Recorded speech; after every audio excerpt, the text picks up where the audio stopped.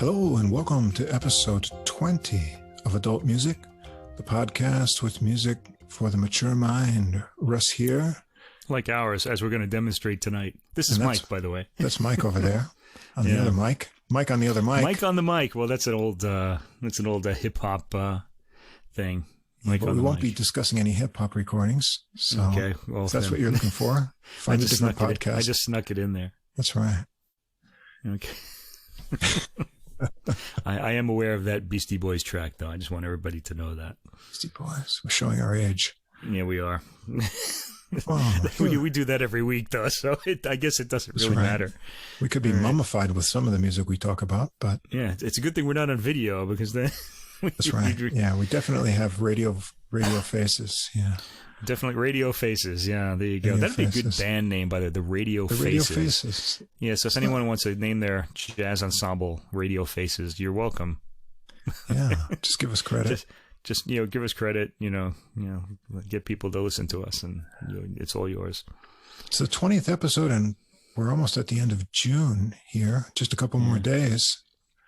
It's summer, and that means that I have switched from hard liquor to cold drinks, cold liquor.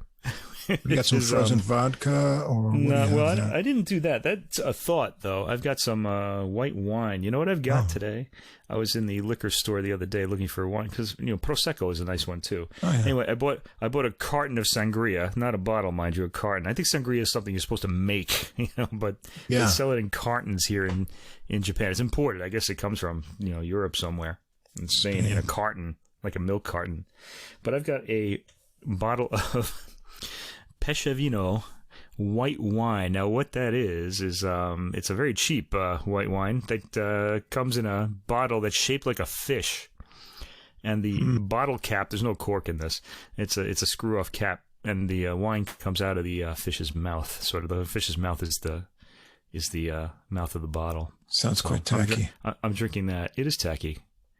As long as it tastes good. Like adult music. Like adult music, yeah. Like our podcast, not like the music we talk about. Let's be clear about that. Okay, we can go on like this forever, I'm sure. Anyway, so I'm drinking Pescevino wine, which I got to tell you, for the price, isn't bad. It's not like anything you want to impress your date with, though. So I've already had a nice Spanish wine, one of my favorites. So I moved on to the official beverage of adult music, the Knob Creek Single That is Barrel. the official, yeah. Yes, this is the default. I wanted to put my Whiskey Rocks in here, but the clink and clank will affect the sound quality of the broadcast. So I will suffer through a slightly warmed beverage. I never put ice in that. No, ice you don't want. You want to have the soapstone Whiskey Rocks. Good. Yeah, because they don't dilute your beverage. But yeah, I mean, you don't want to put ice in because you want to be a man. That's right. Yeah. So there you go. That's right. We're going to be manly on the 20th episode. It's a kind of whiskey that puts hair on your chest. And I don't need more of that. As I amply demonstrate, yeah. I don't need more of that. I could use some more up on my head, though. And you could use a lot more of that. I could use a lot more on my head. I shave my head, though, to hide the fact that there's no hair up there anyway, which kind of begs the question, why do I bother shaving it? But there you go. It's one of those conundrums of life. One of those problems of life, yeah. Yeah. I like to keep people, kind of thinking. Actually, maybe I should just stop drinking this and use it as a scalp tonic and see what happens then. Oh, well. Oh, yeah. I'll let you know next week. Scalp. I don't think that would be good. Could be. Next week when our podcast is canceled because Russ can't make it.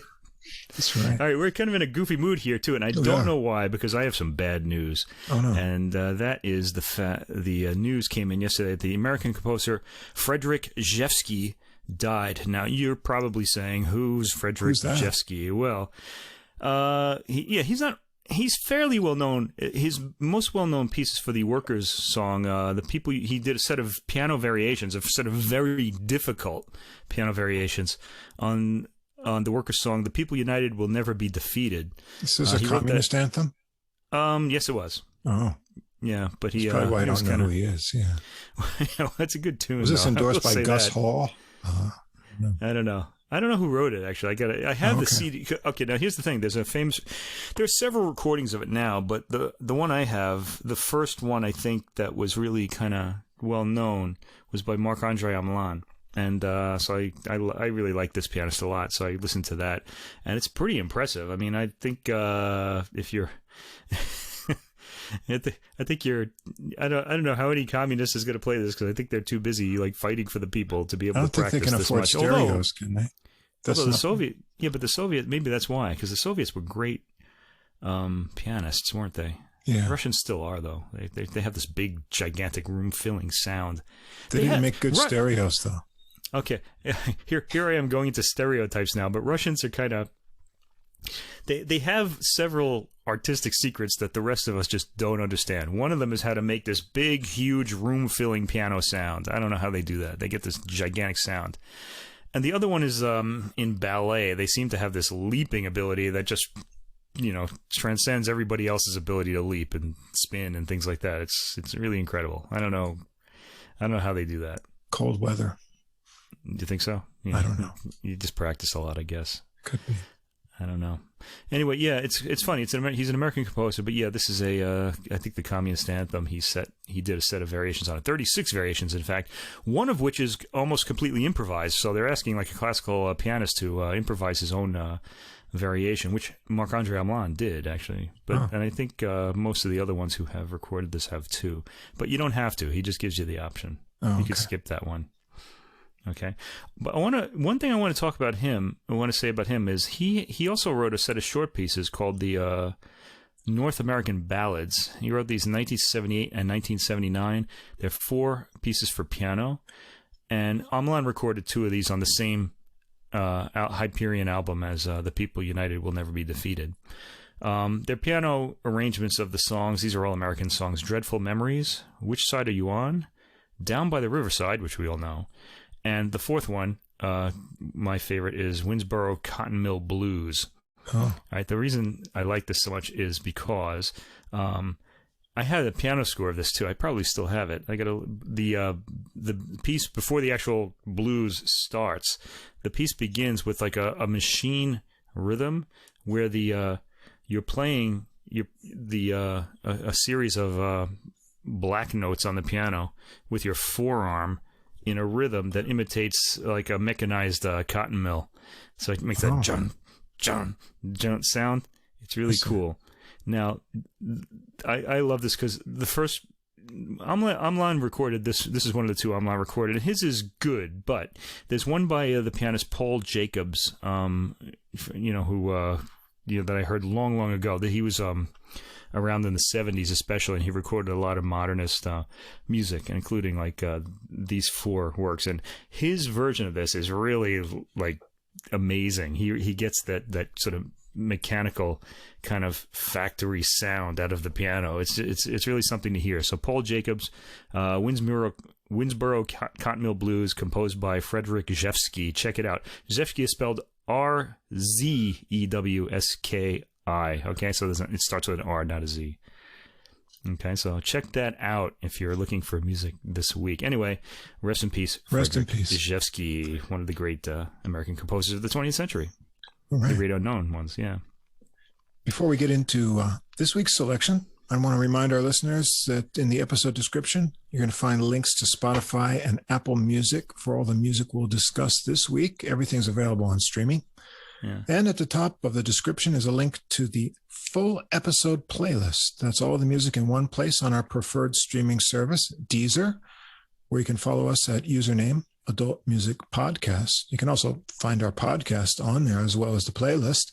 Yeah. And if you can't see the full description or list on whatever app or service you're listening to because the supporting notes are not completely implemented correctly on every app, if that's the case on what you're listening to, just hop on over to our host site, Podbean, where everything is in nice order and all the links work correctly. Now, if you enjoy the podcast, do follow or subscribe on whatever app or platform you're listening to us on. And if you take a few seconds to give us a ranking or a couple minutes to write a review, that's going to help us get listed in the browsing category recommendations, which will help us grow our audience. Actually, this week I complained about the algorithm to Podbean, since they're our host, and there were some kind of, suspicious podcasts with very few downloads that are always pinned at the top. And, we've got quite a few now. We've got like more than 1,600. And we're, floating in and out. And I said, what gives? And then the next day we were right up at the top. So somebody listened. So thanks, Podbean. Yeah.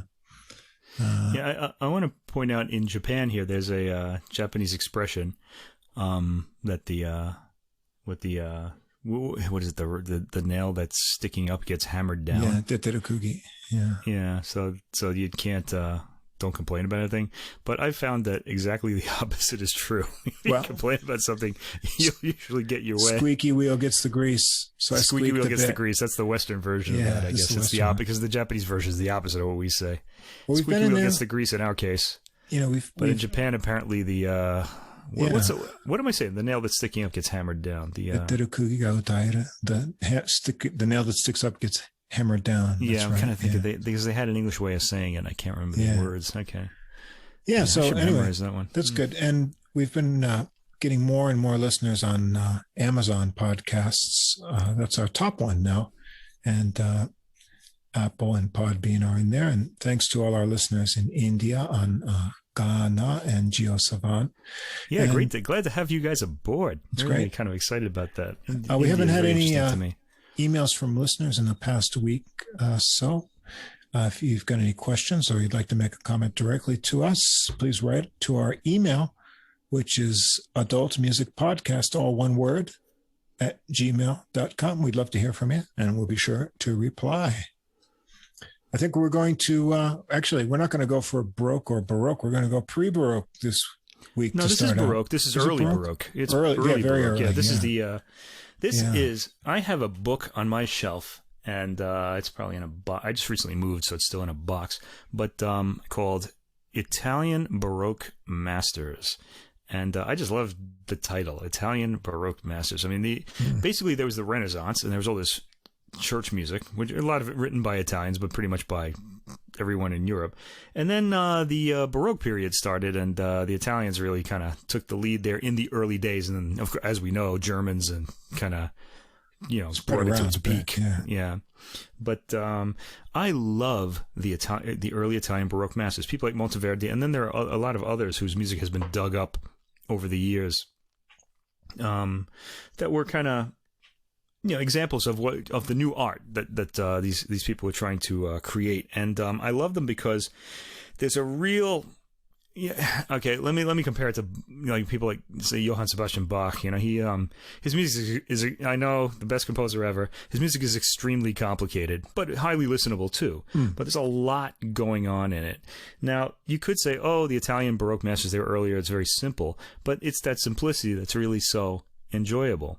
They have this way of just kind of like putting the melody out there in this naked way, and then just kind of developing it and sort of like doing variations on it, and having these wonderful springing kind of rhythms, and there's something about it that really attracts me. I just love it so much.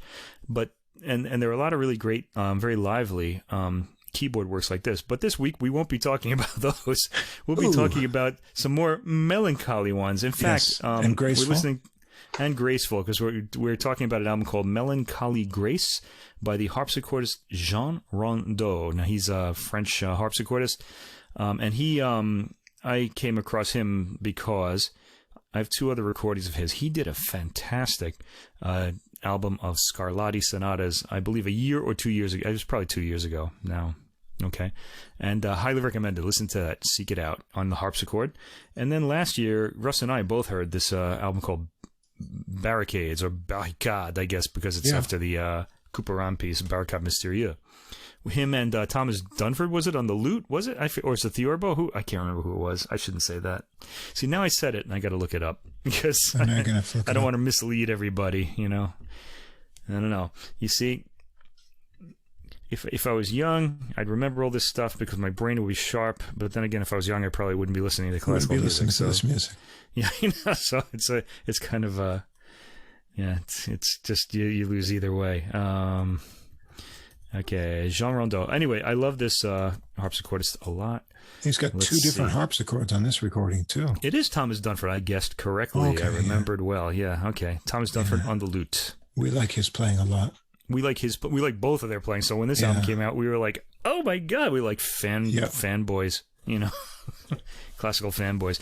Speaking of classical fanboys, I've been like backstage at operas before, like when the opera singers come out after they get out of costume and they're going home, and like there are these old guys there looking for autographs, and they're just like little kids trying to get this opera star to get their autograph. It was really weird to me, like fully grown men, you know. Boy, I don't know. I'm not like that. I'm just kind of, I don't know. I still want the autograph though, but it's not over to the fat lady signs. Like what was that? It's not over to the fat lady signs. Not only to the fat lady signs, I guess. Yeah. Yeah.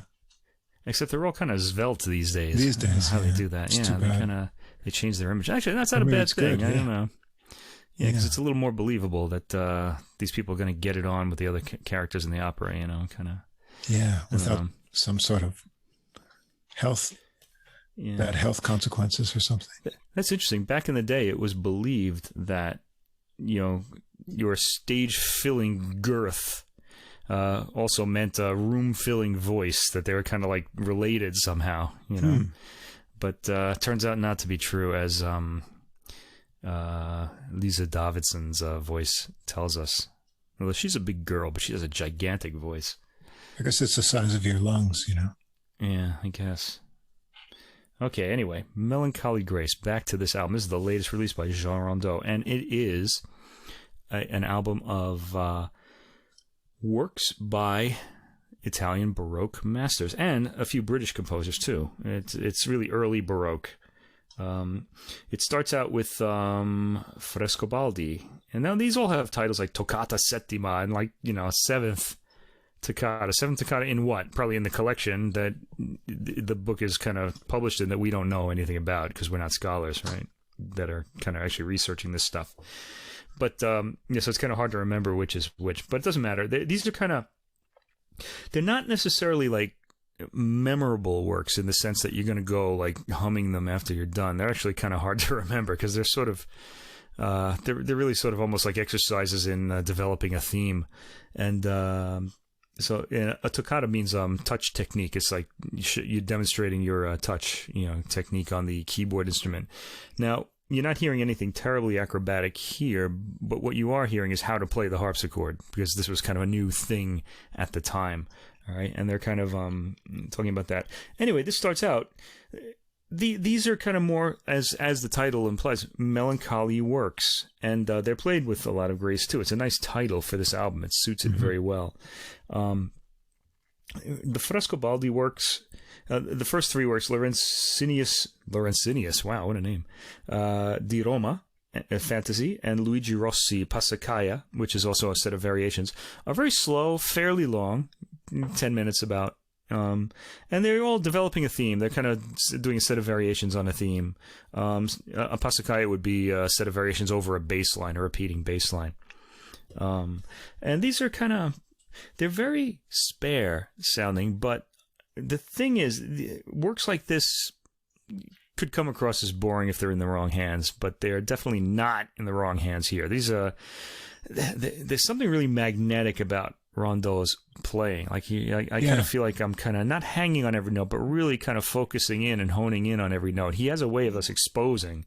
He has this. They have a lot of effective space, but that's sort of sandwiched within rhythmic tension that keeps the energy going, just at the right pace to convey, that melancholiness of the character. And I listened to this a few times on these cloudy, rainy mornings we've had this week, and it really just matched, but, keeps you drawn into it through there. It's not overly relaxing or boring in any way. There's enough musical tension and sort of passion in these pieces to pull you through from one to the next.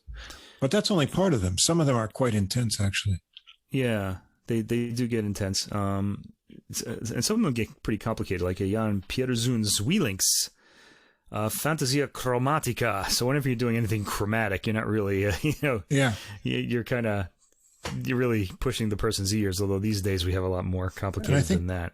He switches to the more modern instrument on the chromatic ones, the 18th century replica harpsichord, which has a kind of wider tonal palette to it. He gets all these kind of tones out of it.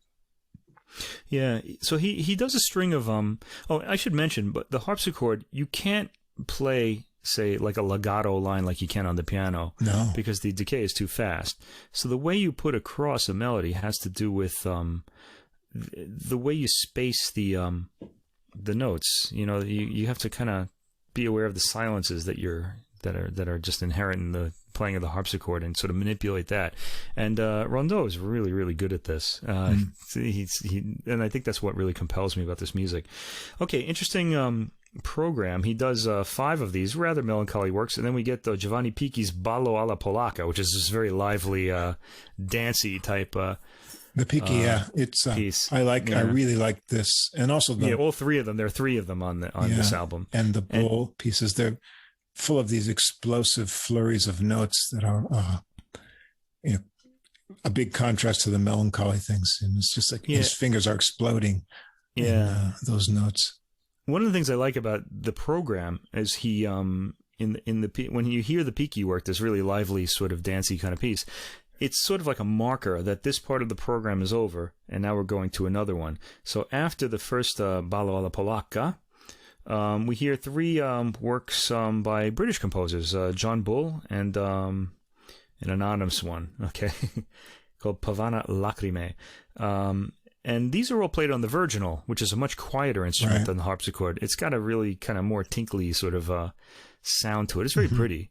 Again, recorded extremely, extremely closely. These I told you in previous weeks that the harpsichord is a very quiet instrument. Well, the virginal is even quieter than that.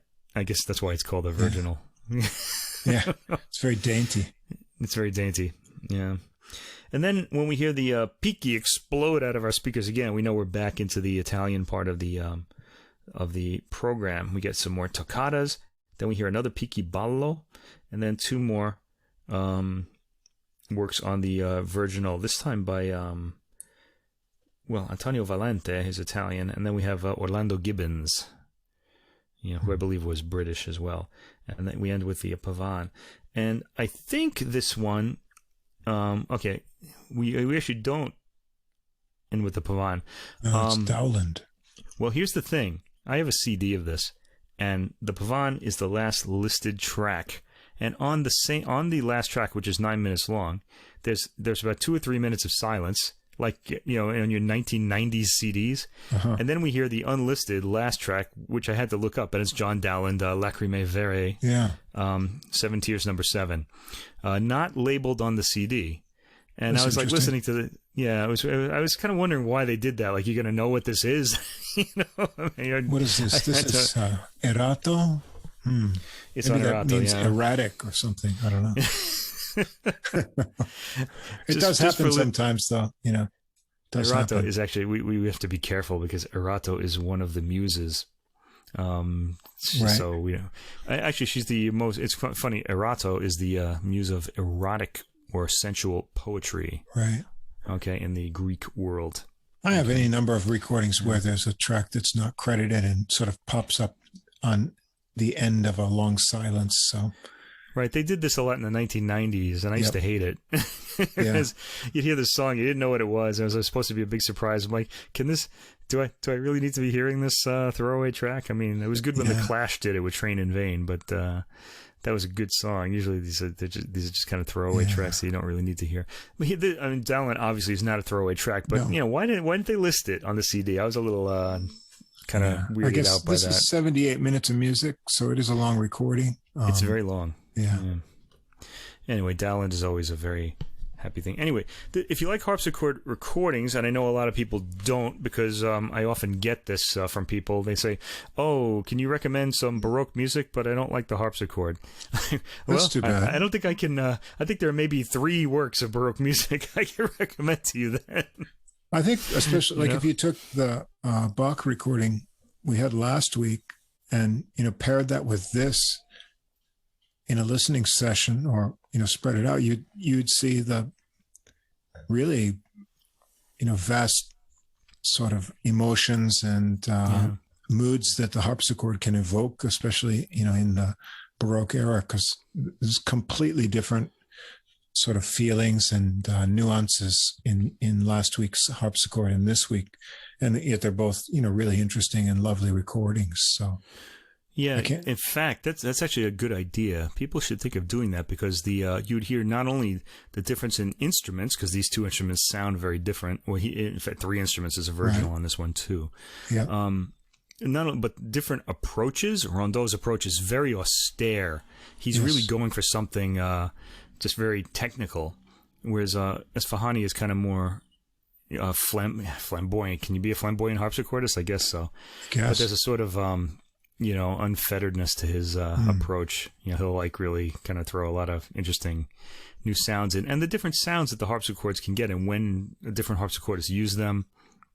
Yeah, it's all pretty interesting. It kind of reminds me of those old silent movies where you'd be watching the movie, and then somebody would put like a colored kind of sheet over the lens, and you'd be seeing like it's nighttime, it's blue or it's purple or whatever. So I feel like that's what happens when they change the tone of the harpsichord like that. You're getting that sort of effect out of this music that's always the same.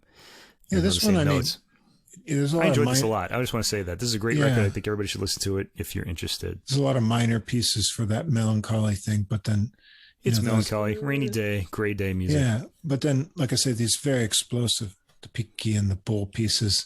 His fingers are just bursting out, but it's a different kind of energy than we heard last week with Esfahani. All in a similar time period, so it gives you a real scope of what the harpsichord is capable of in technique and mood and different tones from the various instruments. And I'm not, a super harpsichord fan. I don't listen to it all the time, but I do enjoy it at certain times. And these 2 recordings I found really satisfying. And this one, especially like a rainy morning or something like that, it really creates a good mood. And the program is, well, as you alluded to, it's sequenced well. So it takes you on kind of a journey. It's not just nice program. Sort of a flat thing. Yeah, the program is well thought out. Very creative in its thought, and it's all music that you probably don't know unless you listen to like early Baroque music all the time. A lot of these works have been recorded by other like harpsichordists, but you really got to be seeking these types of recordings out in order to have heard them. They're not going to just be, you're generally not going to hear them in a movie or something like that. Anyway, it's a good introduction to it. It's a fairly grayish kind of recording as far as the music goes. Okay, he does a lot to bring it alive, but I'm saying it's not this joyful, dancey kind of music, except for 1 or 2 pieces. I wrote moody and spacious, sometimes brooding, but there's some very stately and technically amazing numbers mixed in there too. So stately is actually a good word for the Baroque. They enjoyed stately, because they had a lot of kings and things like that, and they had to enter the room, so stately music was necessary for that. The king. Yeah, the king. It's good to be the king. All right. Speaking of the king, I don't know if that's a good transition or not. King or prince? Well, the king. Yeah, you mean Sony, right? That's what you meant, right? No, not Sony, no. But I mean I mean Mozart. Oh, okay, we haven't done king. Well, he's one of the 3 kings, if we may. They was kings. A term from from the early Christian, nativity story of God, that's so lame. Classical music. Can I just not have said that? Is that? Let's erase that. I was trying. I was reaching for something, and it wasn't there. I kind of just grabbed a handful of air. All right. Mozart. This is our first in 20 episodes. This is our first Mozart recording, and Mozart is one of my favorite composers. Mozart and Brahms are my 2 favorite composers, and those are the next 2 composers we're going to talk about. Well, yeah. Right. I mean, this music has been recorded a million times. A lot, yeah. But I never get tired of hearing new performances of it. They're always a little different. To be honest, I've heard so many different recordings of Mozart performances that most of them annoy me because I've gotten to the place where I know kind of what I like, when people kind of do something, and I want it to be like this way. Okay, you can do anything you like, but do this, and a lot of the times they don't do that. They're trying to do something different. Okay, so anyway, let me just tell you, this is called Mozart Momentum 1785 by the pianist Leif Ove Andsnes, very famous pianist. I believe he's Norwegian, and the Mahler Chamber Orchestra. Now, the year 1785 turns out to be one of the key years in Mozart's compositional activity. And this album is going to be the first in a set of 2 albums. There's going to be one in 1786 as well coming out next year.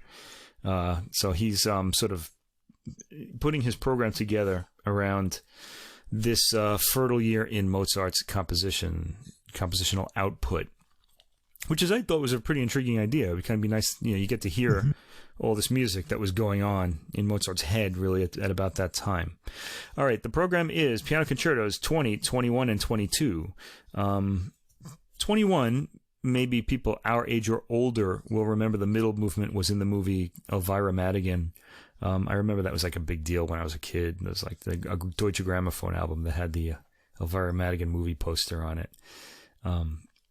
Anyway, nobody remembers what that is anymore. Piano Concerto Number 20 was written at around the time of Don Giovanni, 1786. That was Don Giovanni.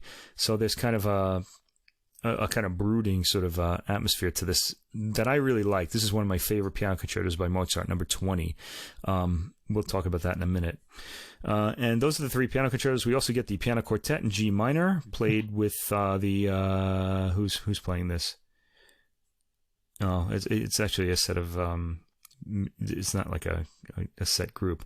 Andsnes plays with Matthew Truscott on violin, Joel Hunter viola, and Frank Michael Guthmann. Sorry, I can't say that T. Okay, Frank Michael Guthmann on the cello. So the piano quartet. And then there's Fantasia in C minor for solo piano, a really dark, brooding work. Don't let the name Fantasia fool you. It's like funeral music, yeah. We'll get to that in a minute. Okay, and then there's a Masonic funeral music, which actually is funeral music. Right. All right. Now, I have the CD of this. There's a whole note in the booklet, which I didn't read because I figured, I know all about this music. I should have read it just to know what the program is after, because it does seem kind of dark and brooding, and they might have gone into Mozart's biography a little bit. But anyway, let's start with the performances, because I feel this was a really mixed bag. And that's especially the case with the first work, Piano Concerto Number 20 in D minor K466. Now, if you are unfamiliar with this work, listen to, I guess Murray Pariah's recording would be certainly among the best of these. The sound is a little dated now because he uses like a larger string section than would be used today. But nevertheless, it's a really beautiful, beautiful performance, and it really set the benchmark for me long ago. I've since heard other great recordings. Richard Good has a great one too. Check him out. American pianist. All right, now the thing about this is, okay, when people hear Mozart, they generally think, Mozart's music is it's really happy. It's I can't think of the words here. Let's see. Light, it's happy, it's pleasant, that kind of thing. Now the thing is, this Piano Concerto Number 20 is not, the opening movement is not supposed to be pleasant. It's supposed to be dark and brooding. But we have lived through the 20th century and the assault of amplified music, like in rock and roll, not to mention constant noise coming from the street and things, and our ears are ruined. Okay, we also have heard, if you're a classical fan, the Rite of Spring, and we heard like Mahler putting his Heart Attack in musical form in the Ninth Symphony by piling different chords on top of each other.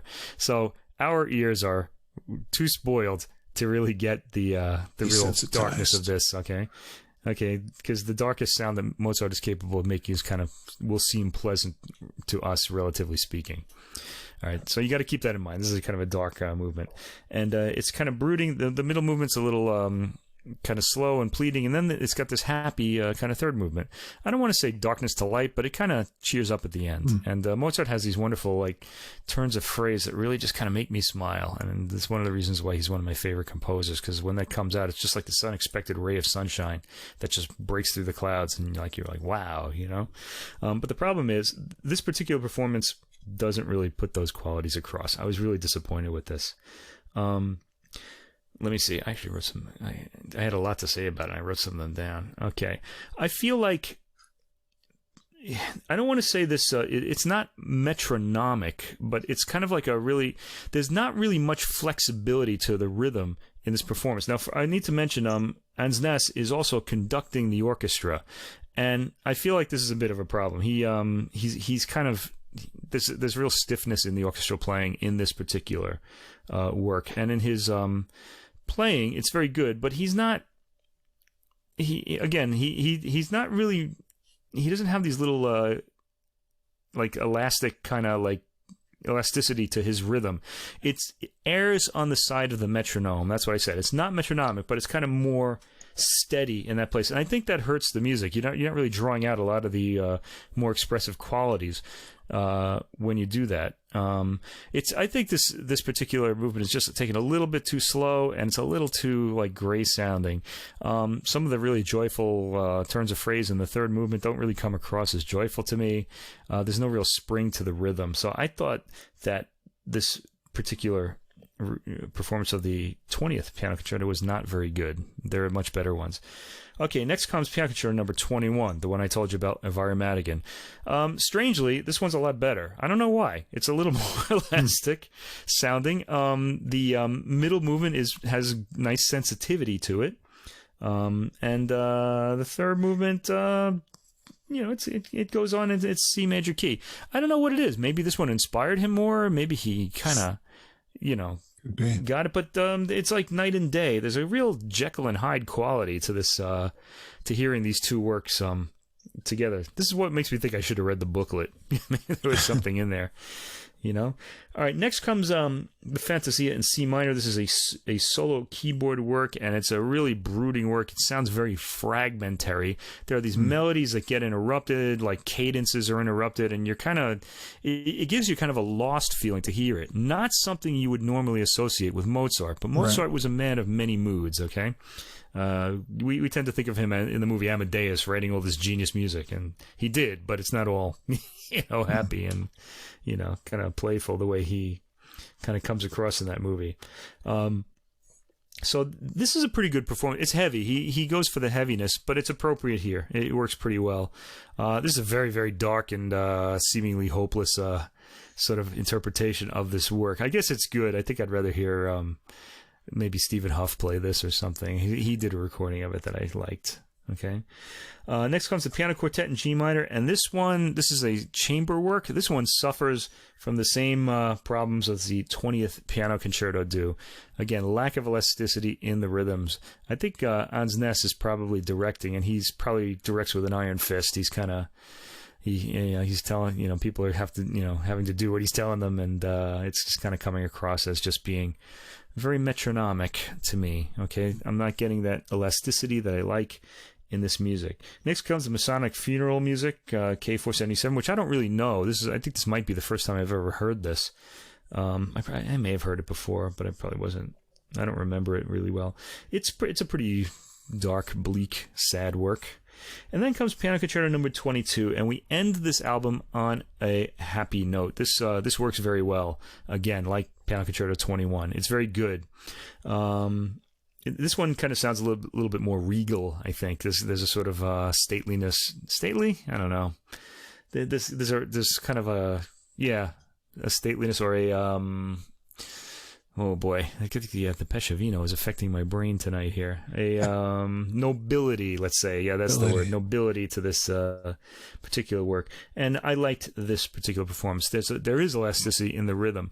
But it really puzzles me. This whole performance, this whole program put together, has this real Jekyll and Hyde quality. Sometimes it's warm. Sometimes it's not. Sometimes it's got this kind of nice sort of elasticity to the rhythm. Sometimes it's just like too rigid. I don't really know what to make of it. I thought of Jekyll and Hyde. I'm not gonna. I think if you like the pianist, you should hear it. But I'm not gonna recommend this one. I thought it was not my favorite Mozart recording. It's not bad. I mean, but I'm just not. I've heard so many Mozart recordings. I'm just going to go for something else. There are a lot of alternatives out there. I agree. Some of the playing is metronomic, sort of locked in, maybe a bit too much. The good points I found with it, I really enjoyed the balance between the piano and the ensemble. I think I was too focused on the performances to think about that, but that was done really well. I felt that it never was one overpowering the other. I could hear everything really well, and with those combined, the dynamics were paid attention to, and so I felt actually there were a lot more dynamics than I've heard in other recordings. Here, the loudness and softness and the degrees in there were done really well. And also overall, the sound quality of the recording is very good, which, may lead you to focus on more other subtle things that could not be up to par with some other recordings, because this, as you say, has been recorded by so many other people. So, you have to do something a little bit different, or at least live up to the standards set by other groups. So exactly. Myself not being a huge Mozart fan, although if I'm in the right mood, I do like to listen to Mozart. I actually enjoyed this performance just because of the nice balance and clarity, and I was drawn into the dynamics. I didn't feel like I heard anything new here, but I just generally enjoyed the performances. I hadn't while listening to this, I didn't go back and compare it to some other recordings I have of it. So, right. I have some of these in my head because I've heard them so many times. They really cheer me up, a lot of Mozart music. In fact, I just want to kind of add to what you said. In Piano Concerto number 20, the one I was complaining about, one of the things I did notice is the piano is recorded very closely. Not very, but closely. And you can hear every note he plays, and that's not always the case in other Mozart recordings. And I really enjoyed that particular quality. It's just the overall performance of that particular work I didn't like. Now, you can hear the piano, of course, in the other concerti as well on this recording, and I liked those performances a lot better. But again, I call this Jekyll and Hyde is my description of this. It really has that weird quality. It's like two different, you don't know what you're going to get from piece to piece. And I think that kind of made me a little unsettled. 1785. There you go. Anyway, on to two of my favorite works ever. The two Brahms piano concertos. I love these. My favorite recording of these is probably Nelson Freire with Ricardo Chailly conducting an orchestra. I don't remember which one. Probably the Concert Cabal, but I probably got that wrong. But I should look it up. Maybe I will. I also like Stephen Huff. Did his recording on Hyperion is really good of these works too. So those are kind of my benchmarks for that. And the old Emile Gilels recording, or Gilels, this one, Emile Gilels. You get this really old piano here, which mixes things up. It's an era. Yeah, this was okay. Now this is played by András Schiff, one of the great pianists of the 20th century, of our era. Really, he's a bit old now. But he's now exploring the Guthmann or something, right? Yeah, it's not a forte piano. It's an early piano. It's a piano from around Brahms's era. 1859 is what it says. Yeah. And it's got a more like tinkly sound than a modern grand piano. Yeah. And I want to say, listening to these now, because he's playing that piano, he needs to have a different approach to the music than you would on a modern grand piano, because the sustain of the notes is not as great. Yeah, and there's not much low end on it compared to a big Steinway. Yeah, there's not much sustain, not much low end. And one of the nice things about it, though, is that a lot of the detail in the playing comes out, and I really liked that. That might also be the miking, though, because I think this instrument is recorded very closely as well. But what was interesting, I thought this. Now the thing is, this is a really different performance than the ones I'm used to. But I really loved both of these. Okay, the both piano concertos. I thought they were both great. This is a recording I'm going to listen to more often, although it's not my favorite one, because I prefer to hear this on a modern grand piano. And I like the nobility that the modern grand piano is able to produce.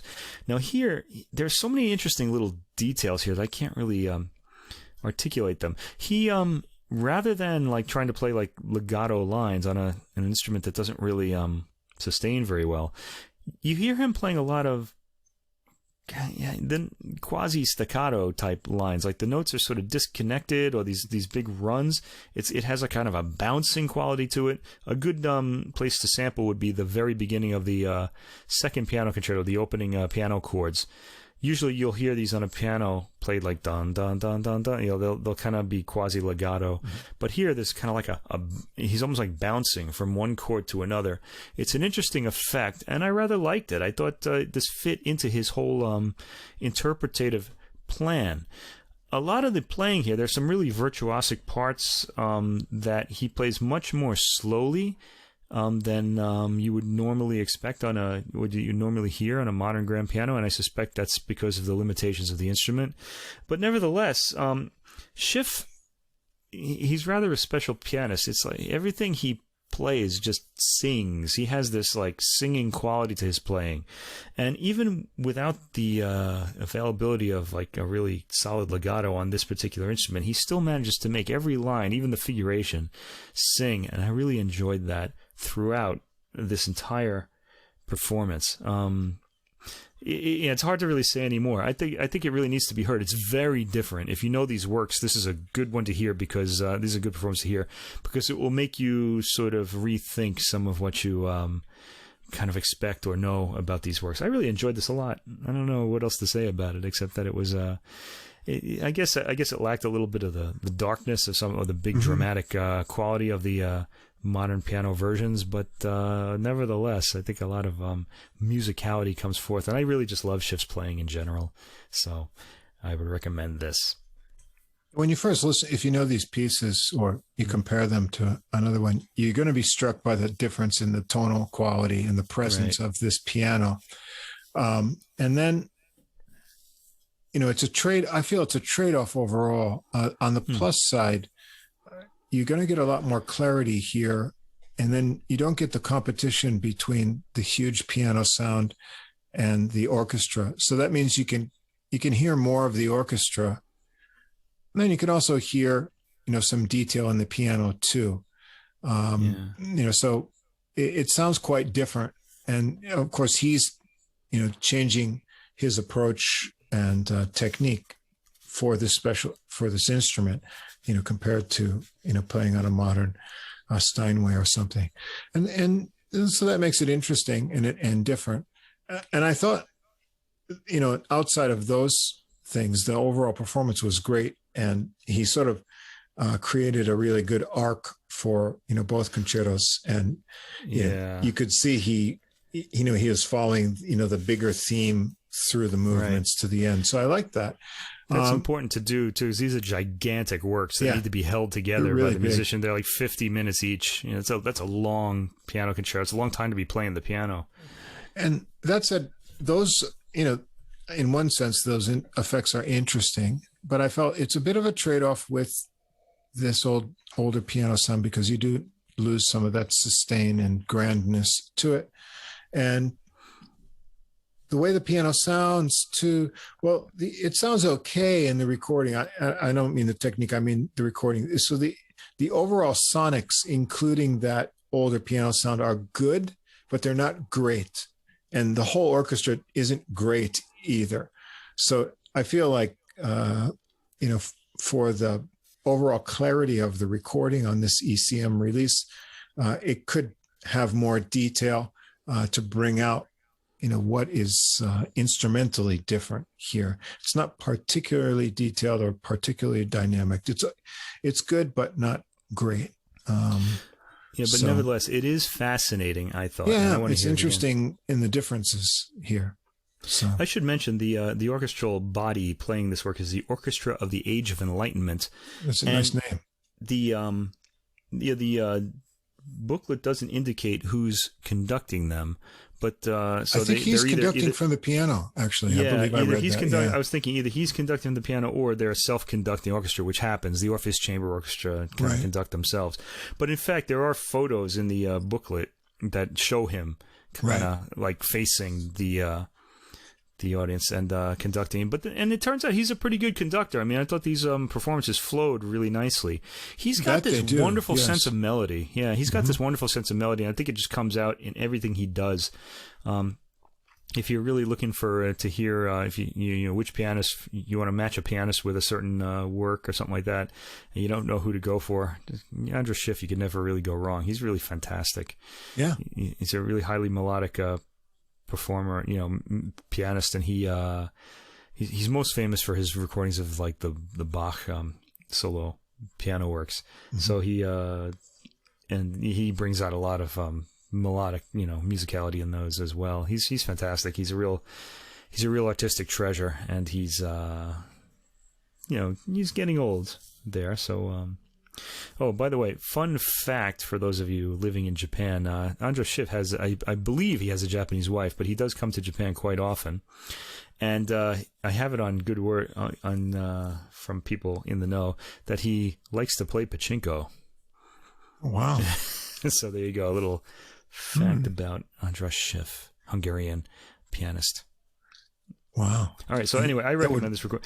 This is not a first choice. Okay. If you've never heard these works, go for I'll recommend Nelson Freire and Ricardo Chailly conducting the it's not the Guthmann, it's Concertgebouw Orchestra, I think. This would be good as a comparison, and to hear different aspects that might not come through on other recordings, and see this period instrument a little bit. Yeah. So this is something, if you know these works already and you want to kind of hear them maybe in a different way, and in a way that's really that works. I would recommend this. It's a little different. Okay, if you don't know the works, go for something else. Yeah, start somewhere else. But yeah, really nice. Yeah, I'm gonna find if he comes to Kyoto and plays pachinko. I'm gonna. You got to find him. The Gewandhaus Orchestra. I got it wrong. It's not the Concertgebouw. God, I get so confused with these things. Oh, okay. Okay. Ricardo Chailly, Gewandhaus Orchestra, Nelson Freire piano, Brahms piano concertos. That's my favorite one. Yeah. There you go. All right, and that's all for classical music this week. All right. All keyboards.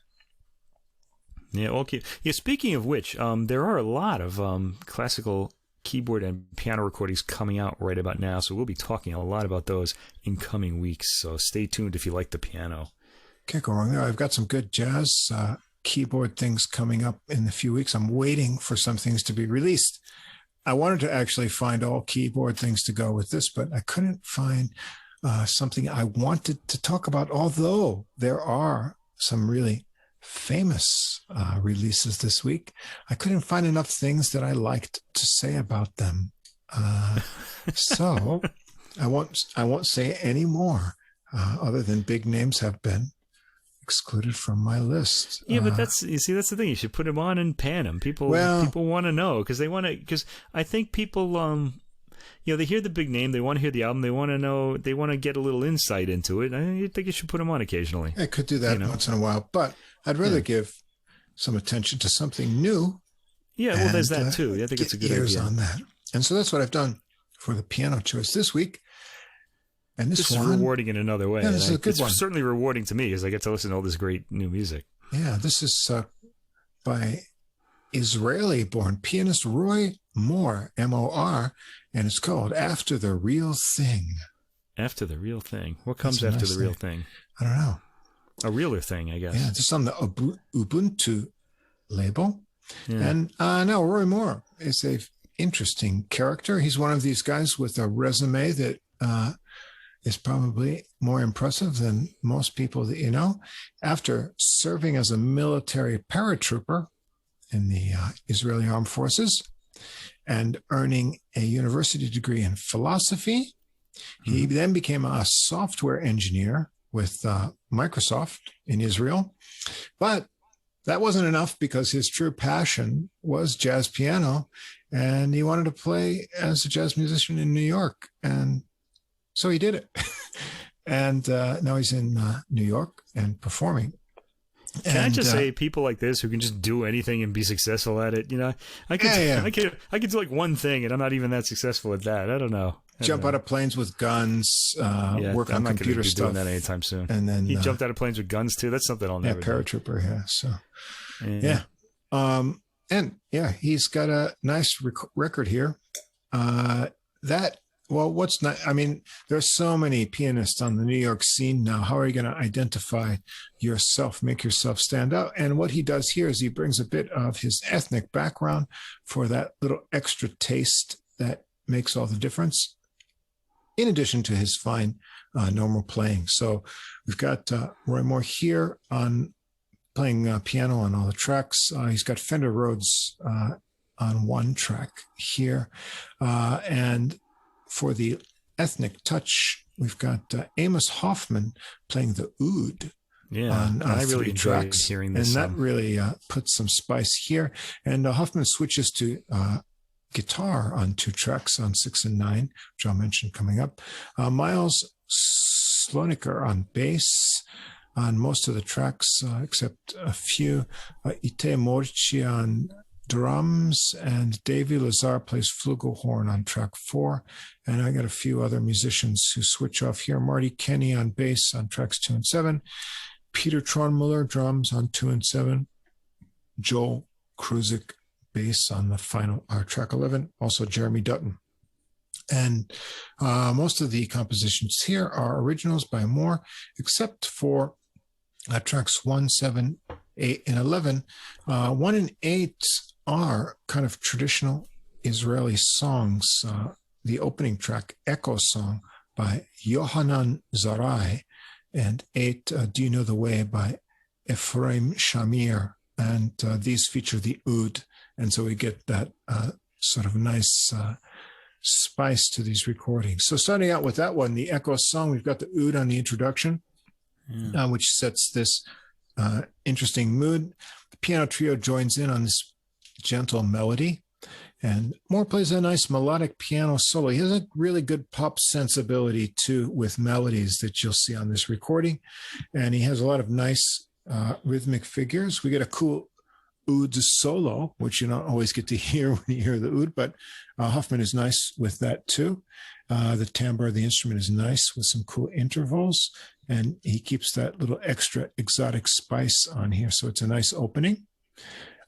Number 2. I want to say something first. You're using this nice word "spice" for the oud, and I think that's a good description. But it's not just the sound that the instrument makes; it's that the oud players, and I guess it's just the training. They're always playing these like modes. They kind of they never do like things that are in like say a Western style. So I think that's part of the because I guess the oud is an Arabic instrument, and they use the Arab maqams or the modes to play. So I think that's what the spice is. It's the sound and the kind of sequence of That's the way they learn to play. So even if you give them here's this Western progression, they'll find the modes in that. Yeah, and then it adds that character within the same framework. Yeah. I guess the character comes from the using, because they always use those. I think it's really fascinating. I just love hearing it when I hear it. Yeah, and you don't get to hear it in jazz that often. Well, we had that record we listened to. What was it? The Blue Makams. This Anwar Brahim. Brahim. That's a great album. He's fantastic. Too. Yeah. And so this is sort of evocative of that kind of mood sign here. Track 2 is the title track, After the Real Thing. Got kind of a funky rhythmic intro. Nice bouncy melody, and then the piano solos over a moving bass line, and then it gets really swingy and bluesy, and Moore shows that he can swing well on this one, and that he also doesn't overplay. He shows some restraint and tastiness on a kind of swinging number here, so we get to see a different side of his personality. After the Real Thing, that one. That's number 2. The title track, I just want to make sure I didn't miss that one, because I wanted to say that if we like say ended the podcast by playing like some we use our theme to play ourselves out, but if we could just play anything, I was just thinking when I heard this would be a great way to play us out of the podcast. It's got this really nice sort of comfortable feeling to it. Yeah, this is a good one. Yeah, I like this one a lot. Funky and rhythmic. Yeah. Then track 3 is called Jerusalem Mezcal.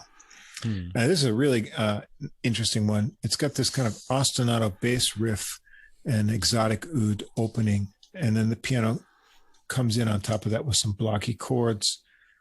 The tempo picks up into a chase, and then it goes back into the bass riff for oud solo over, and then he's really on the modes here.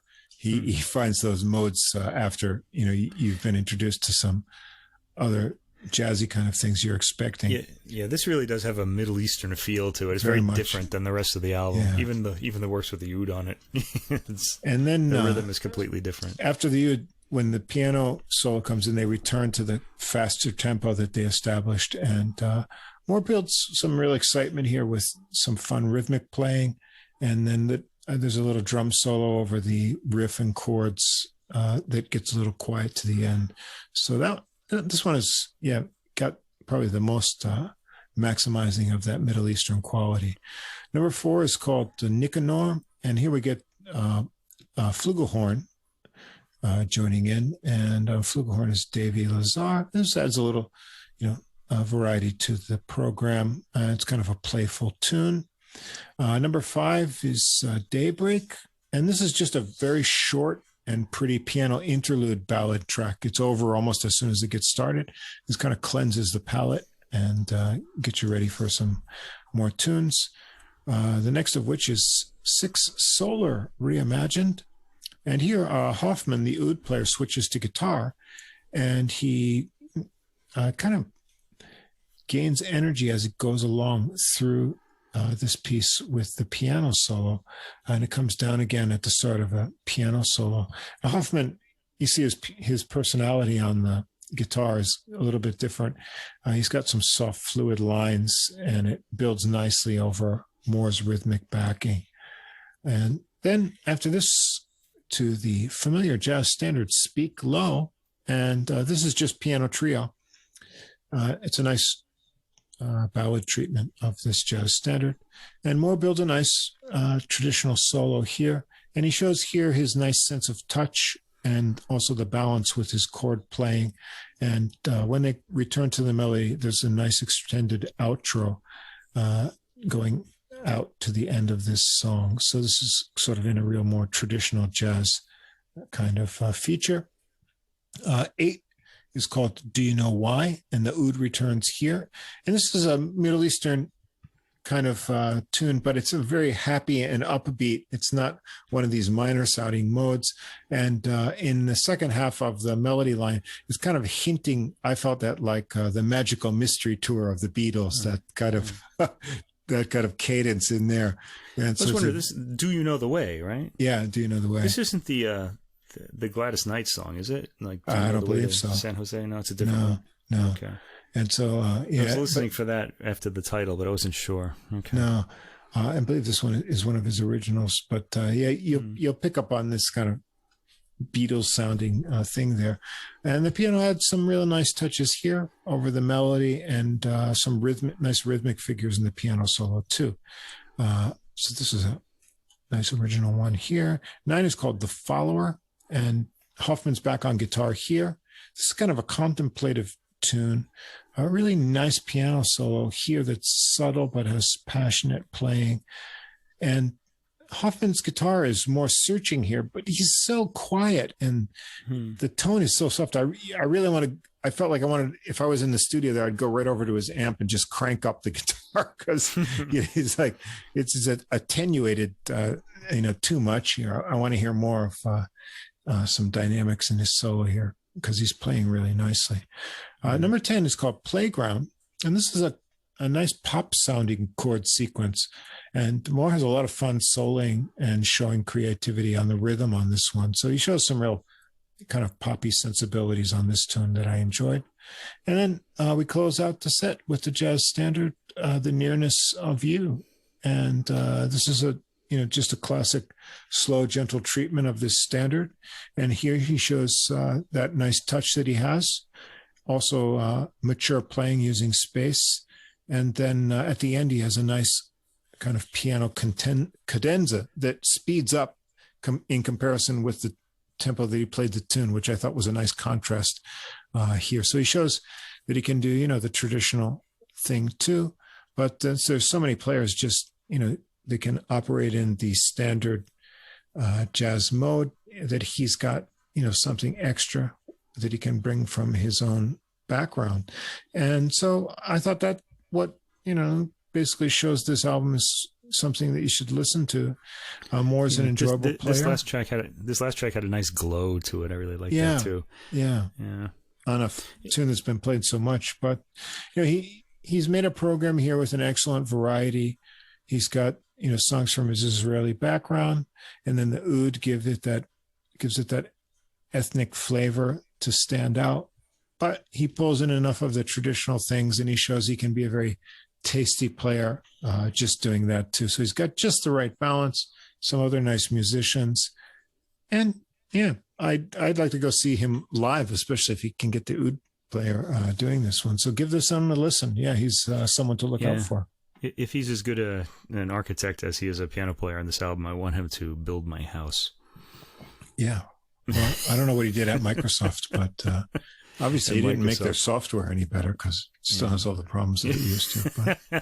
But all these updates never fixed anything. I was kind of complaining the other day about because we use like Apple stuff here, and I think I think modern Apple stuff is really terrible.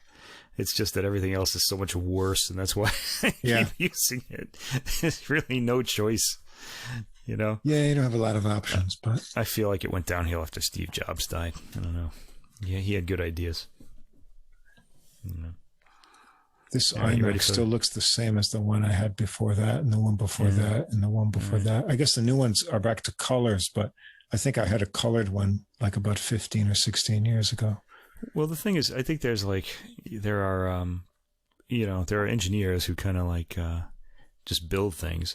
And then there are people with ideas, and that would have been like Steve Jobs, really. And Johnny had all these design ideas and stuff. And, good ideas, too. But, I feel like the ideas are gone now from, all computing. It's kind of just not interesting anymore. There was the iPhone, and then after that was, the last idea that even came out of any of this. I don't know. That's kind of artistically pleasing, anyway. Or aesthetically pleasing. Everything else is now, it's all pragmatic now. Modern industrialism. Brutalist.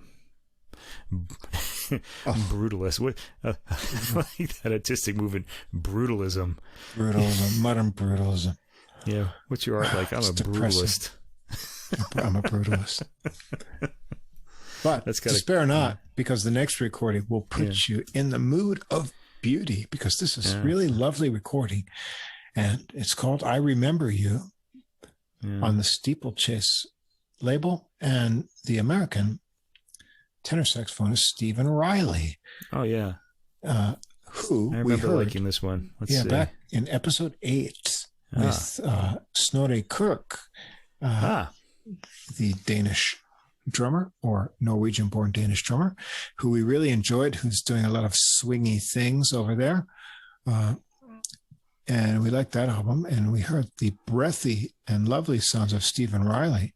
Breathy is the word. I will second that. He can do the whole jazz tradition, but he often settles into earlier periods where he can relax a bit more and show his beautiful tone and sense of melody. And he does that here on this album, which is a mix of jazz standards, such as the title, I Remember You, the jazz standard track, but also some jazz originals from jazz musicians. And we've got Riley on tenor sax here. And the other outstanding thing on this album, and also a bit of a sad note, is the guitarist Vic Juris. Yes, I pulled this out too. Yeah, he was the guitar playing is fantastic. I want to comment on that. Yeah, and bass we've got Jay Anderson and Jason Tiemann. Why is that sad? I'll explain in a moment here. Okay. Juris was Riley's teacher at William Patterson College, for the ensemble playing course that he was in, and unfortunately, so he stayed in touch with him and called him back for this recording, and he was apparently at the end of his days here, although he didn't show any physical or mental decline at the time of this recording, but unfortunately passed away a few weeks after this from cancer. Oh. And so this is probably his last recording, which is really terrible because the guitar playing on this album is really on another level. It's unique too. Yeah. There's something about it that's really special, beautiful, which I tried to articulate. I'll tell you in a minute. And unique, and the tone is just fabulous. So the collection of tracks we have, it starts with standard tune, "You Stepped Out of a Dream," and this is done in the even beat bossa nova style. And right away, Riley's breathy tone has got you on the Brazilian beach. You're there. Right away, back to 1962. And that's where you want to be right now, isn't it? Come on, admit it. And then Juris's guitar tone, it's so fat and warm. I mean, there could not be any less treble on this tone. It's just so fat and warm. Riley's sax solo is effortless. And then when Juris comes in with the guitar solo, it's very nicely articulated. There's some single notes contrasted with thick chords. Got a very nice bass solo here. And, this brings you back to Stan Getz and Charlie Bird as far as mood. But, these guys have nothing, less than what they created together. So, really lovely track to begin the album out. Number 2 is My Ideal, another standard. This gets the real slow ballad treatment, but this is done as a swing. And the combination of Riley's soft tone here in the guitar, you see right away, it works equally as well on swing as bossa nova. And by now, you're into track 2. Whatever pissed you off today, you're going to have forgotten about it because you're going to be really relaxed because this sounds so great. And when you get into Juris's guitar solo, there's some really lovely bends and articulation here. And then another tasty bass solo, and now you're gonna have forgotten everything, which will bring you up to track 3, another jazz standard. Before you go on, My Ideal. There's one little detail that I really enjoyed on this track is right at the end when the chord, I guess, resolves, whatever you'd call it in jazz. Riley plays like this descending, kind of pattern. And this 3-note descending pattern, and he does it in this kind of staccato way. It's but he's got that breathy tone and that staccato, and that goes down. It's just really fantastic. Just the whole sensuality of the sound really kind of rocked my world. I thought it was great. Yeah, his sound is not too many people can make a sound like he does. Just the tone is beautiful. Some people can do amazing things on sax, but sometimes the timbre is not too different from, like a Subaru horn or something. And so you excuse that sound for, the technical facility that sax can have. But Riley, his sound is really beautiful. And also his articulation can vary between the legato and these kind of, really articulate tonguings. And he places them just in the right locations. It's a really nice player. 3, another jazz standard. I'll Remember April.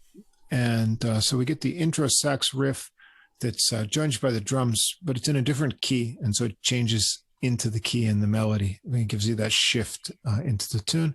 And here, this is done in a nice samba beat.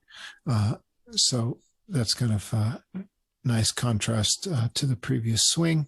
We get solos all around, and the bass solo gets up really high and melodic, which is a nice little touch here, but he always sounds really woody, as a bass player should.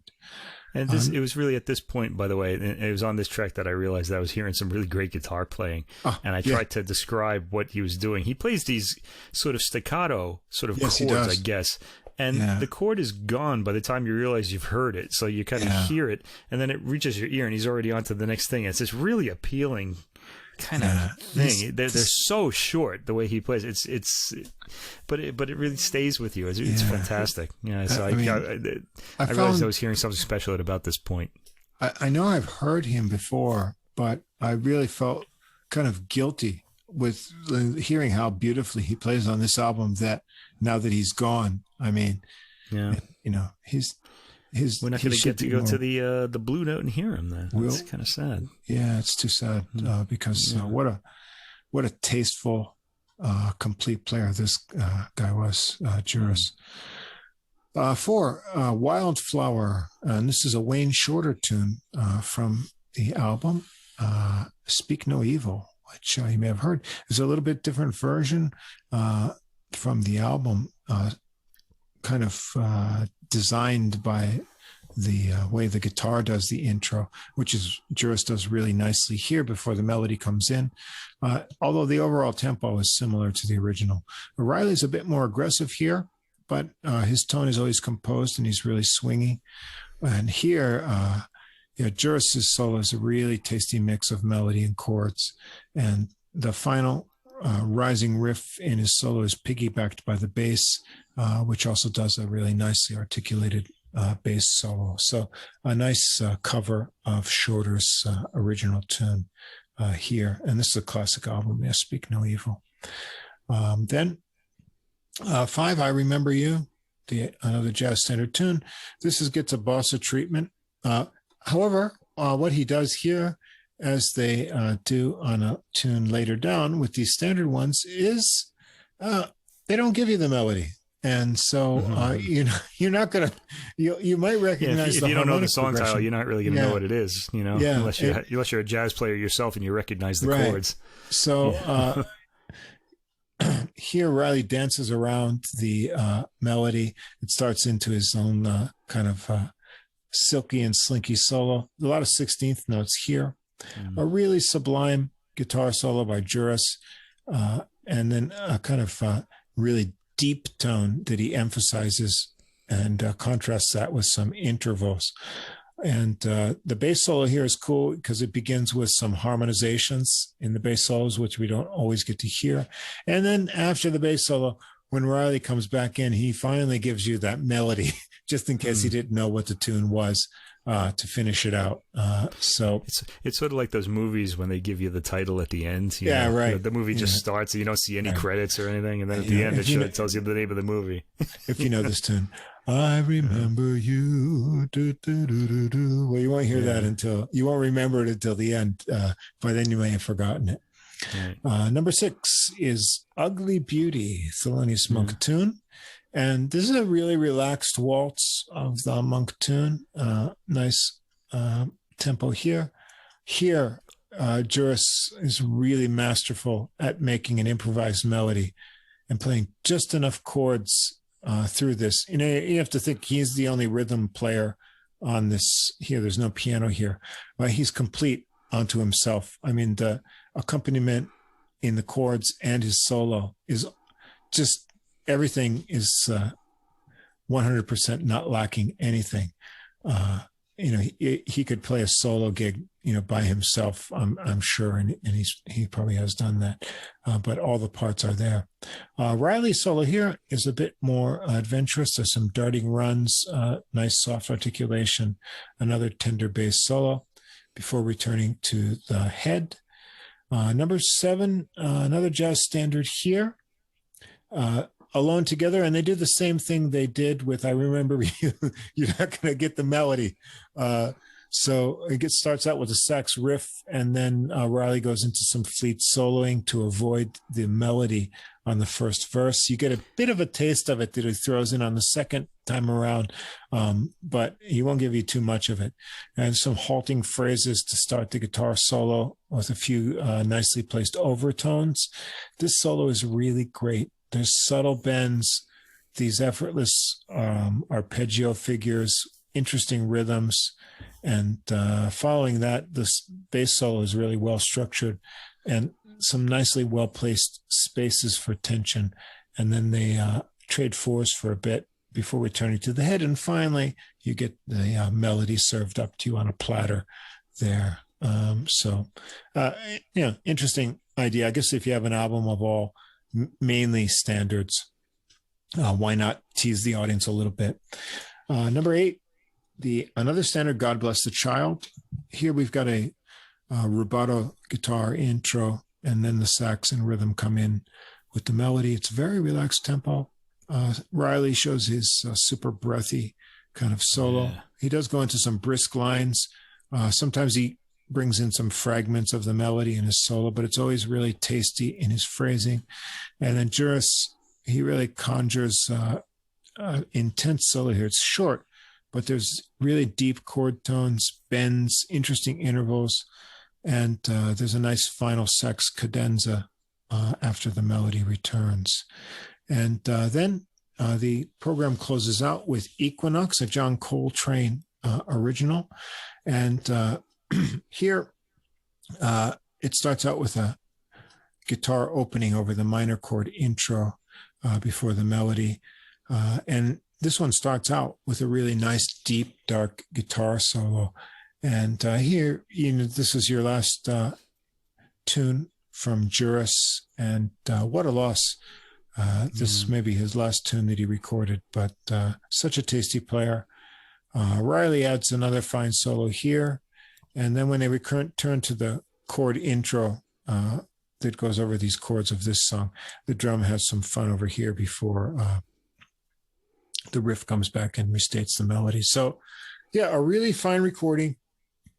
It shows off the great tone and melodic playing of Riley, who always sounds good, and he captures, the essence of, Lester Young, Stan Getz, these previous players. Yeah, he can play in a modern style, but he gets a lot of the beauty from the earlier era players, and that's always really nice. And he's got the maturity to have space and to treat melodies really nicely.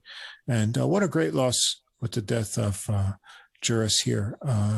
I really feel like I need to check out more of his recorded works because his playing is so tasteful. Yeah, and this is worth hearing. Well, not even just for him, because everything, because Steve Riley himself is great too. It's a great, it's a great album to hear. It's really fantastic. Put on this recording when you have a bad day, and this is your ticket to relaxation. You need it. You need to hear this. Really nice. Great. And I hope that Juris is somewhere in a better place, and that the higher power has given him a guitar that sounds at least as good as this one, because, wow, what a sound. Yeah. Before you go on to the next album, I just want to say, you said that you happen to put the words sax cadenza together, and I heard it as sex cadenza, and because I'm a pig.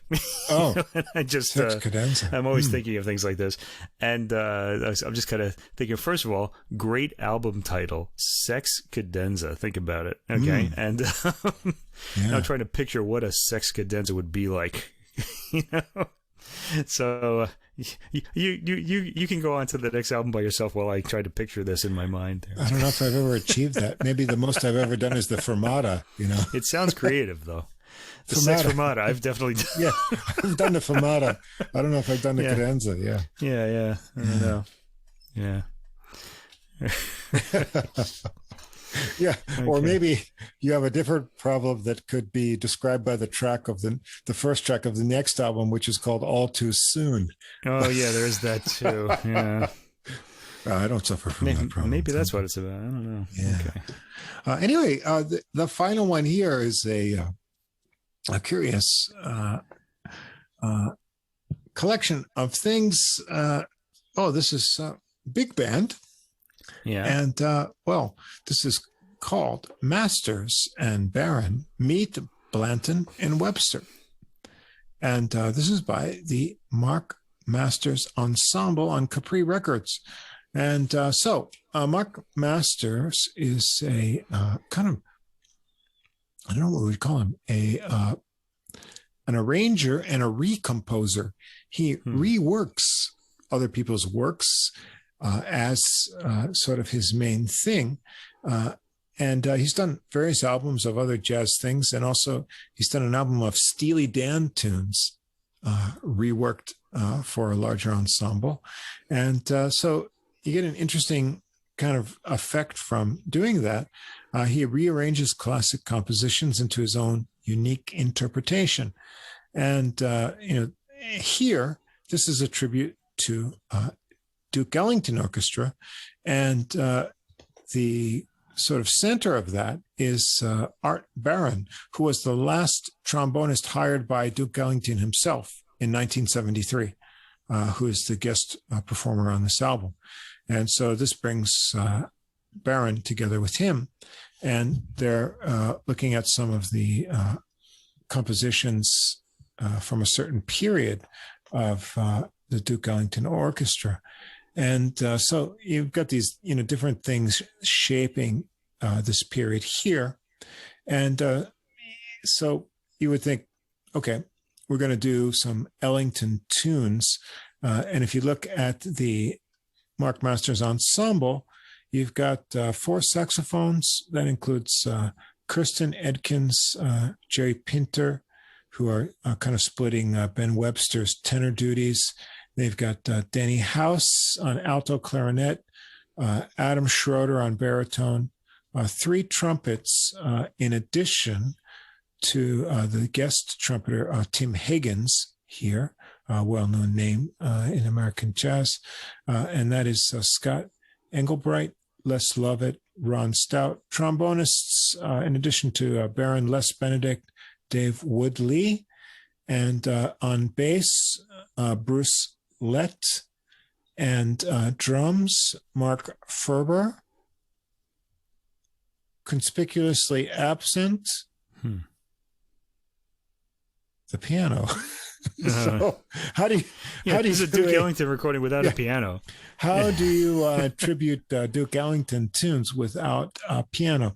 Well, here's how they do it. This is here. In the words of Masters. He said, all of the tunes are so well known that there would be no point in just going ahead and doing another arrangement of, say, Take the A Train. Right. He says, they do, though. I feel like I left enough that people can hear the tunes, but recompose them enough to make them something of my own and something worth recording again. Fair enough. Yeah. Okay. Why record or try to, approach the standard that Ellington did with them? But then he says, because these classic Ellington compositions have been recorded countless times over the last 25 years, and some people don't want to touch them because they're such classics, but I always want to use the source material to do something dramatically different. And so that's what he's aiming to do here. So off to the races. The first tune is called All Too Soon. And I think we have mentioned this before. You're going to get we were talking together about the plunger mute. Yeah. You're going to get a lot of Art Baron's playing here, and he is a specialist of the trombone plunger mute. And so you get that right away on this one. And so you're off to a relaxed swing start with plunger muted trombone solo. And then the whole section of trombones has their plungers out here, some tenor sax soloing. There's some nice band arrangements behind a woody bass solo too. The whole band kicks in. There's some nice trumpet screams here, but the trombone plunger is the main thing here. Yeah, I want to say the people with the plunger, these guys have a really good sense of humor because they really use the plunger mute to extreme comic effect. It kind of it was pretty funny. Yeah, it does give a cartoonish kind of effect to until the music, a certain point, which we'll get to. Okay. Second tune is Duke's Place, and here they give it a much more modern rock beat and some funky riffs. It's kind of fun. And then more plungers on this tune too. And then after that kind of intro, you get a really nice dirty bari sax solo. When you get a nice bari sax, it should be dirty, and this one is dirty enough. And playful trombone solo. The band trades with the drums. Trumpet solo comes in here and explores some more outside tones and bluesy phrases. This may be Hagen's here. And then the sax section slowly brings back the funkiness to it. get a bass solo and the horns jump in. And on the arrangement, they got some nice trumpet shakes, which are always cool, back from the swing era, and more trombone plunger interjections. So yeah, good fun. The most rocky kind of interpretation of a Duke Ellington tune here. 3, an older standard tune. I Got It Bad and That Ain't Good. Right. Plunger trombone comes back. Yeah, I mean, at this point, I was saying, how many tracks, successor tracks, do we have to hear this on? It is very funny and it's amusing, but I was kind of like, are all 11 tracks going to be like? How many tracks are there? Yeah, there are more than 11, 12. Are all 12 tracks going to be like this? Yeah. Well, it turns out no, but we did get more plunger mute than we needed. Plunger heavy, yeah. I guess he felt he has to pay a debt to. He kind of came across as one of those guys who's kind of like telling these stupid jokes and you're laughing, but then after a while they're just not funny anymore. Just kind of right. I don't know. So we got plunger trombone here. The band comes in for some key support under the solo, and got some nice blasts before another Barry solo, and the Barry goes low, fast, and all around. The whole band comes in, and then the trombone and Barry speak out a few more times before a real sudden ending. That he has a lot of sudden endings on some of his arrangements. Number 4, A Flower is a Lovesome Thing, and so is a being plunger. Recorded quite often. Yeah, I stepped on your line. Go ahead, and so is. Yeah. And so more plunger trombone. Yeah, sorry about that. And a plunger is a lovesome thing. Okay, there you go. And then we get some. Harmon muted trumpet here, adding another voice to that. Here, the trombone is really quite mournful, though. It's a little different character. And the bass solo adds some interludes here. The band arrangements are nice but minimal on this number. Number 5, we get a switch up from we got away from the plunger finally. We got a solo trumpet taking the lead here. Bright sounding trumpets, which is nice. There's a good Hagen's, contrast. I think, here. The band is really cooking behind, and then we get another trumpet joining in here too. So we got dual trumpets coming in, and the band jumps in and out with some bass solo measures. And this is another tune that sort of ends suddenly just when it gets going. Then 6, Jack the Bear. We're back to the plunger mute trombone. Playing over the band and riffs on this is a really bluesy tune, and it gets the band really swinging with a really great sax arrangement on this and more trumpet shakes. So this is really swinging bluesy number. 7 is the classic Ellington tune, Perdido, and a big horn intro here, and then the clarinet takes the lead on this familiar one. And the clarinet really takes off in the solo with lots of things going on, and the band is backing. And then the clarinet trades off 4s with the drums, and then the band's like, swinging and screaming. So pretty sticking not too far from the original script, other than not having a piano here. By the way, one of my earliest jazz memories is hearing an 8-track tape of Sarah Vaughan singing this song. That really low voice that she has. Oh, yeah. 8 is Passion Flower. More plunger trombone. There's some little sax, sublime sax under here and band backing, and some bass solo. And then the trombone returns for some more. Really some huge trumpet screaming here before the final trombone and band statement.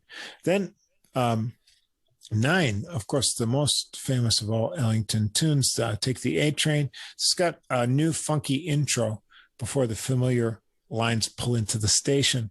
Get a nimble modern trumpet solo with trombone backing. Then the whole band kicks in before trombone solo, and the bass trades with the familiar ending phrases. And the drums and trumpets have a spot to show off too. And you get a different ending from what you're used to with this tune. A nice fresh arrangement of this classic. I thought just enough of the familiar old pulled in, but enough new tricks. You know what it is, but it doesn't sound like it did before. 10 is Coco. And here a muted trumpet kind of weaves a solo intro before the band swings in on this minor blues. There's some nice stop time sections here with the band arrangements. Then the dirty plunger mute trombone comes in to add some sauce or, I don't know, toilet water on top of nasty, it here. Yeah, it's nasty, really nasty. Yeah. And then a bass solo over some mysterious sax and horn lines.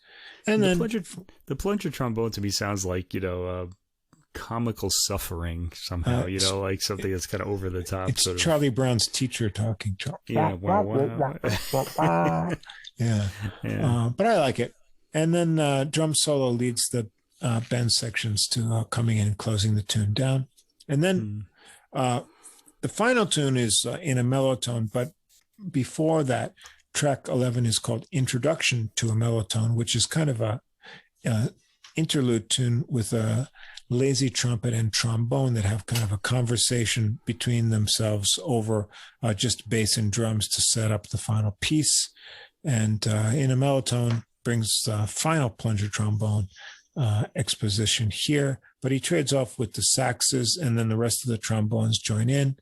Another kind of meandering trumpet solo, and then a sax solo backed by the familiar band lines. If you know this tune, they use those lines from the Ellington arrangement. And then the whole band joins in on the famous refrain, and the trumpets really get to scream here. If you like your trombone and you like your trombone with plungers, you really like this. There's a lot of it here because, it's kind of a tribute to Baron's membership in the orchestra. You might think it's got too much of that, but I think it's a fun recording. If you're going to do Ellington, you're never going to do it as well as Ellington, so you may as well think of something different. So the arrangements are fresh, and then of course the solos are, in a much more modern, especially the trumpet solos. Hagen's concept is not, something like Cootie Williams or someone from the Duke Ellington Orchestra, although Baron's trombone is much more in, the original character. However, the whole overall thing may seem a little strange with no piano, depending on your reference point. You may be polarized on this one. I found it kind of fun. It was fun. Way too many plunger mutes for me. One or two tracks would have been okay, but it just keeps coming back. I was kind of, And if you like, I was thinking of that Saturday Night Live routine. Not enough cowbell, more cowbell, more plunger, more plunger, which is really interesting because I was playing trumpet for a tune a couple of years ago, St. James Infirmary, which is I went down to St. James Infirmary, and it was like So I had my old plunger mute, and I pulled it out of my case, and it was dry rotted. It was just cracked. And then so I said, well, I need a new plunger. So I went, and wouldn't you know that the Japanese have technologically redesigned the toilet plunger to be more efficient, but it has this sort of extra appendage that does not work on the trumpet because it's sort of grown this tulip-like type of thing. And so I had to wait till a friend of mine. What's good for your toilet isn't good for your trumpet. No, it's not good for your trumpet. So I had to wait for a friend to go back to the States to pick me up some authentic American plungers to use for my performance. Anyway, you should have written a letter to the manufacturer saying you ruined the plunge. Yeah. But anyway, at least I got one good one that I could actually use on my sync, and then I have two that I can use on my trumpet. So you never know when you need that plunger. And for a while, that sort of had become passé, but now there are some people using the plungers again for their solos on brass instruments, so that's kind of nice. I'm always happy to hear that, but just not excessively. Not excessively. If you like to hear these reimagined arrangements, check out Masters Ensemble. If you like Steely Dan, check out their arrangements of Steely Dan's tunes, because in pop music, Steely Dan had some really out there jazz chords and things, and they take the same approach. Sometimes using more or less of the original song and then reimagining it, which I think, it's a fair approach and interesting to see. And I'm just happy to see, larger ensembles performing things. So if you're an Ellington fan, or you like to hear teasing versions of something that's somewhat familiar, check this recording out. Masters and Barron meet Blanton and Webster, the Mark Masters Ensemble on Capri Records. Okay. And that's all for this week. How can people get in touch with us and help us? That's right. Please do. If you've made it this far, it must be worth a 5-star rating on Apple Podcasts. That's why we didn't mention it at the beginning, because you might not have thought so. Apple Podcasts or whatever. Give us a like, thumbs up, 5 stars. Helps us get noticed. Or do write a comment. We haven't got any comments. No one has bothered to type on the Apple Podcasts. So tell us what you think, good or bad. I guess you're not making any inroads until someone really sends you a bad comment. So send us anything, good or bad, whatever. We did get one really thoughtful email from someone we know, actually, though. We've got some direct emails that are nice. Yeah. And we've got some other, contexts for interviews and things which are coming up soon. But just from regular listeners, we'd like to hear from you. If you enjoy it, tell us what you enjoy, what you don't enjoy, what we should explain more, or anything you'd like to contact us about. Or if you want to know more about Knob Creek and other whiskeys, we can help you out with that too. We can help you out a little bit. Yeah, I guess we could, huh? Yeah. we know more than we should about those things. I know a lot more than I should about these things. Anyway, any questions or comments that you might have that you want to go direct to us, the contact is adultmusicpodcast, all one word, @gmail.com. We'd be happy to hear from you. We'll certainly reply. Our host is Podbean. If you can't see our links to Spotify and Apple Music, you can go direct to Podbean and look for us, and everything is searchable there. Or check out our preferred streaming platform, which is Deezer, where you can find this podcast as well as the full playlist, all of the music. Everyone is numbered for the episode. This is episode number 20. So if you search for Adult Music Podcast episode 20 playlist, all the tunes, all the albums here will be there in sequential order. You can just click on them, sit back, and listen to about 6 hours of music, and you'll be all set before or after the podcast. And so everything's there, conveniently located.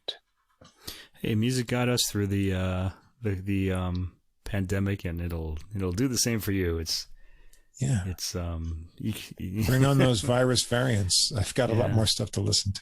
Yeah, I know. God. All right, we're not wishing that on anyone. No, but we are. We're perfectly happy to be locked up, though. So that's right. Not in a prison, in our house with our stereos. That's right. Right. Yeah. More music, more time, but hopefully things will be opening up soon. I just find music more interesting than anything that people have to say, I guess, including us, but whatever. Listen to the music, everybody. It's good. Spread the tunes, and happiness will follow. Yeah. So I think thanks I think the Buddha said that. I think he did. Yeah. It's in the Dhammapada. So that's it for episode 20. We'll be back again with episode 21 next week, and we'd like to hear from you, but at least stay tuned for episode 21 coming up next week. So have a good week, and we'll see you again next time.